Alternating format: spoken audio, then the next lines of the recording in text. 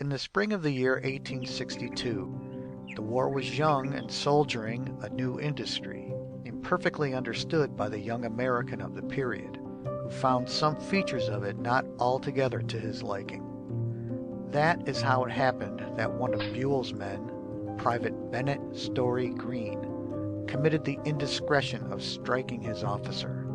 He was promptly arrested on complaint of the officer and sentenced to be shot.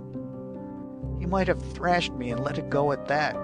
That is what you used to do at school when you were playing Will Dudley and I was as good as you. Nobody saw me strike you. Discipline would not have suffered much."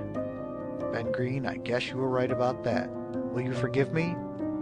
There was no reply, and an officer putting his head in at the door of the guard tent explained that the time allowed for the interview had expired. The next morning, Private Greene was shot to death by a squad of his comrades. Lieutenant Dudley turned his back upon the sorry performance and muttered a prayer for mercy, in which himself was included. A few weeks afterward, in the first faint gray of the morning, word was passed along to call the roll. Gorham, here. Gray Rock, here. The sergeant's good memory was affected by habit. Greene, here.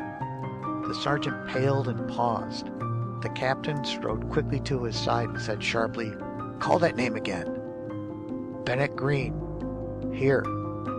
Once more, "Bennett Story Greene, here." A single rifle shot was heard, punctuating as with a full stop the captain's exclamation, "What the devil does it mean?" Lieutenant Dudley pushed through the ranks from his place in the rear. "It means this," he said, displaying a visibly broadening stain of crimson on his breast. His knees gave way, he fell awkwardly and lay dead.